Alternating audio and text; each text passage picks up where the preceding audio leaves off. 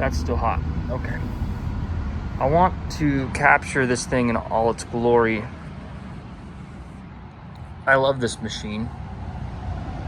It's a spectacular machine, okay?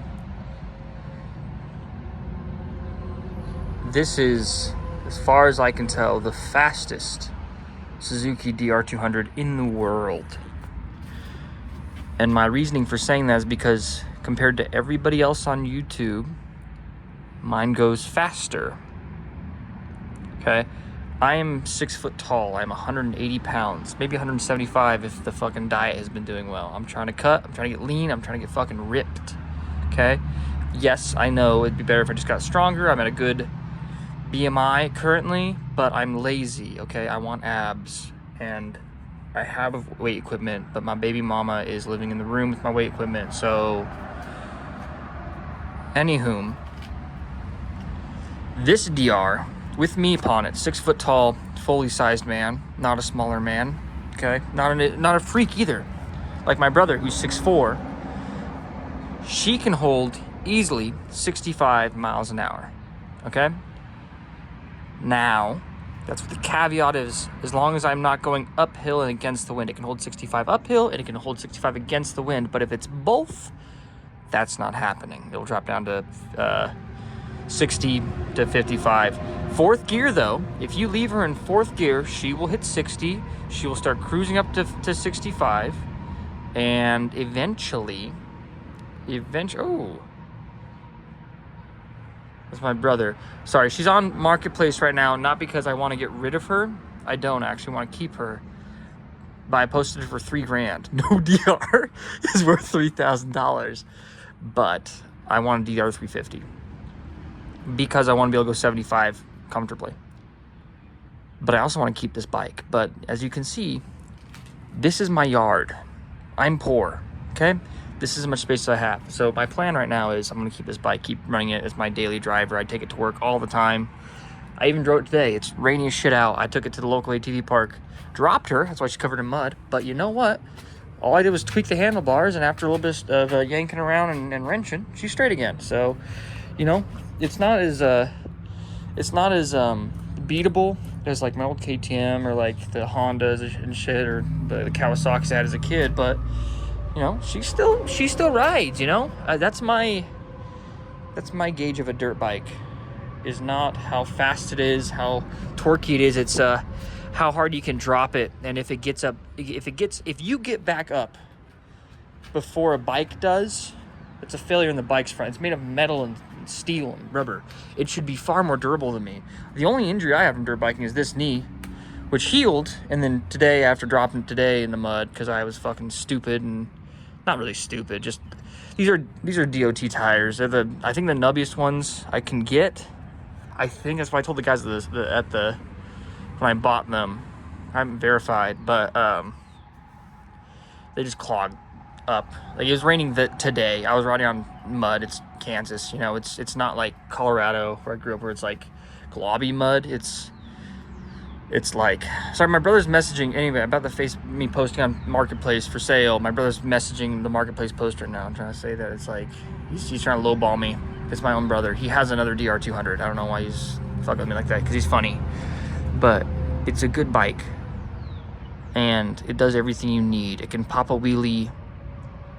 It'll get you there. Honestly speaking, I think if there weren't speed limits in this country, if it was Rick Grimes' zombie apocalypse times, this would be better than a DRZ. This would be better than a Yamaha. This would be better than a CRF, you know? This because it's one, air cooled, two, carbureted, three, gets 75 miles per gallon when I don't give a shit about it. Just ride it as hard as I want. 75 miles per gallon. Four, it looks cool. If I wasn't a 6 foot tall white man, if I was a little Japanese guy, this would be the coolest bike in the world. Unfortunately, I'm a little bit bigger, so I'm a little tall on it. Yes, I mean, it's just with these tires. I got bigger tires this last time, and it did raise it about an inch or so from where it was. So my brother's looks ridiculous. My brother's 6'4". He looks silly on his. He looks like he's riding a 50. But me on this, A girl did once tell me I looked like I was trying to compensate for something, but I love it. It's a great bike, and it feels like a sword, like it's one with your body. The number of deer I've dodged driving home at night because I live in a rural. I don't live in a. You can hear the road. I don't live in a rural area, but I work in a rural area. My parents live in a rural area, and I commute from there. Okay, and the number of times this bike has saved my life through the grace of God and my incredible motorcycling skills, because I've been riding motorcycles since I was 11 or whatever. We worked this out recently. I think it was since I was 13. My brother was 11. No, that math. My brother and I worked, I don't remember. Super young. I've been riding dirt bikes since I was super young, right? Started in 50s, worked my way up to like KTM, 250s and shit like that. That was the peak. The peak was a KTM 250 two-stroke. That thing was sick. Didn't know about valve timing. We just changed oil. We just treated them like we bought and sold them off Marketplace and Craigslist, like left and right. So we never really thought about like changing the valve timing. That KTM was the first one where it was like, why'd the engine seize? I don't know. Then we looked it up. It was like, oh, we have to adjust the valve timing and probably run it more often than we did. But this bike, it's like a car. Like, motorcycles aren't like cars. They're finicky and they're harder to deal with. This one is like a car. The only mechanical problem this bike has had the entire time I've owned it, okay, to be fair, it was running a little bit ragged last year, but then I just cleaned the carb. Oh my gosh, he's trying to troll my fucking... I'm gonna delete the fucking Facebook post. I don't even want to sell his bike anyway, but the only time I've cleaned, last year it ran a little bit rough. It ran a little bit rough, and all I did was clean the carb. I didn't even clean the carb properly. I just fucking took it apart, flushed it out, and then done. And it's good. It's a fucking 20-year-old thing. It's a 16-year-old bike. Wait, what year is it? It's 2026 minus 9 is 26 minus 6 is 20. Minus 3, 7. It's a 17-year-old motorcycle. As far as I know, it has no major modifications. That's why I wonder, everybody talks about doing mods to them. I think this has already been modified because it goes faster than every other DR on the internet that I've heard of. I've had it up to 84. I'm not even kidding. I've had up to 84 miles an hour. To be fair, it was downhill and on gravel, so the tire was probably spinning at that speed and wasn't actually going that speed, but it felt like fucking 84. And it goes, I mean, I don't take the interstate, but if I do, it will get to 70 on a good day. It'll get to 70. I'll still be getting passed because, everybody's going 75 minimum, but it's just a wonderful motorcycle. I love this bike. I love DRs. I love Suzuki. I'm literally wearing a Suzuki shirt right now. This is an incredible company, incredible vehicle. It makes me feel happy to look at it, and I know that when I die and if I want to go to heaven, I'll have to sacrifice this thing to God, like Abraham and his son Jacob. This is Jacob to me. Even though I have an actual son, if I had to sacrifice one, there would be the DR. I think that's a fair choice. Oh, this should not be in the rain. I need to take that in. But, and the only other issue it has is battery issues, and that's because I leave it out. And I literally leave the battery in the bike over the winter. And you know what? It just takes one roll start, and like if I just ride it every couple days, it stays charged. It's good enough. Headlights really bad. Headlights dangerously dim. But you know what? I still ride it home from work at like 8 p.m. at night, like between like 9 and 9:30 when it's like completely dark. Look, the number of deer I've dodged in this thing in pitch black, you wouldn't believe. You think I'm a Power Ranger the way I ride this shit. Like, that's all God's doing, because there's literally the only thought that goes to my head is, oh, here it comes. This is it. This is the one. And then, like, somehow my body, like, becomes ABS.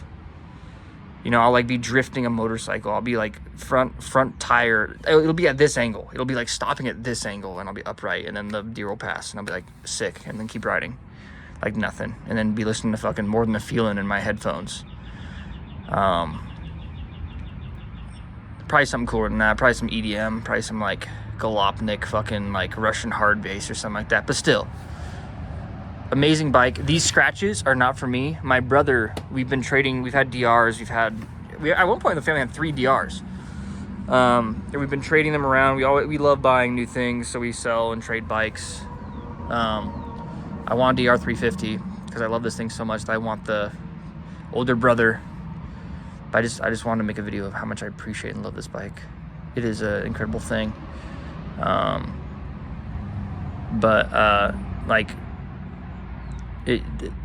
We've been, you know, I haven't dropped it that bad. He dropped it, and he didn't even drop it because it was, I mean, it was his fault because he dropped it, but it was because someone was coming onto his lane, you know. And I see all the time freaking Harley guys or people be like on the inside lane. My dad does it. He thinks he's protecting us.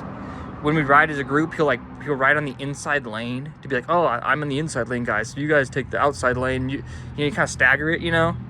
And like, I'm like, no, just don't ride on the inside lane, because when you go on an inside turn, you're putting your head into the oncoming traffic, or at the very best on the line. So if some jackass is cutting the line, which everybody does, when you're in a car, everybody cuts the line. Everybody is cutting the line, especially on back roads, on like nice, fun back roads. If you're in a car, you're cutting the line a little bit, right? Or if you're looking at your phone, you're trying to pick the next YouTube video to put on your dash, you know, you're cutting the line a little bit. Everybody's doing, nobody says they do that. Everybody does that these days. Let's not lie. Everybody's got Netflix up. Everybody's got fucking something up on their dashboard. You can literally buy a thing on Temu. You just plug in the USB port in your car, puts a whole screen, puts a whole, like, you can watch YouTube. You can play fucking League of Legends on your computer, on your car. But no, like, the only reason it's been dropped is because someone was coming fucking, you know, across the line, and he was not anticipating that, and he went off. If he was on the far side and he was like, oh, I did this 2 days ago. Literally, I was the back roads I drive, we called the Autobahn at work because like there's no speed limits and it's just all like lovely country road, like well paved between a major city and like a rural area, and there's no speed limit signs there except for in like the small towns betwixt there. And like, I was going around a turn and I was like, this is a lovely turn. I love going fast through this, but somebody's probably coming around the corner. And lo and behold, somebody was. And I was already like, I ride this like a boomer, okay? I don't tuck the knee. Well, I do tuck the knee, but I tuck the knee. Say I'm turning left, I tuck the knee here. And I lean out, okay? I do what they do in MotoGP when they're ready to do an extreme transition, you know, where they like tuck the bike into their knee here. And they're leaning that, and then they're ready to flick it to the side. That's what I do. I'm used to that. I'm used to doing the old school thing where you move the bike under you and you put your leg out, kind of thing. The shit you see on like old dirt track racing. There's like that video, that Japanese race where like there's like a fucking ninja versus like some 1940s like circle track bike. You know that video? Sick video. Love that. I ride like that guy because I'm self-taught. Okay, I got put on a bike young, but like. My brother is cooler than me because my dad was like, I had a dirt bike. My brother's learning how to ride a bicycle. My dad said, if you want a dirt bike, you have to learn to ride a bicycle. That night, he learned to ride a bicycle so he could ride a dirt bike, right? Which sucked for my dad because he had to find the money to buy a 50 that night. And we've never been good with money in my family. But like, I'm self-taught. And what I learned riding on dirt as a kid, riding on dirt tracks and underpowered bikes and cheap bikes, was that you do not trust the tires. So you put as much weight as you can down and then dig that bitch in. And I don't know if that motion, I don't know if you ride on dirt, that motion, I'm trying to fucking, you know, I'm trying to back tire in my head, front tires kind of, back tires kind of, you know, if you know what I mean. It's all on instinct. I have no idea what I'm doing on this thing, but I've been riding long enough that I know what I'm doing physically. Like when I take a piss, when I'm trying to aim it and I know that it's going to double stream. Anywho, I'm getting off track here. Love this bike. This is an amazing bike. Currently on sale on Facebook Marketplace for $3,000 in case a meth head wants to buy it because it has a title. As long as he's willing to give me a DR350 or a DRZ. I don't really want a DRZ. I want a DR350. What the fuck is going on over there? Okay, fine. I'll listen to God. I'm not selling this bike anymore. I'm deleting the Facebook post.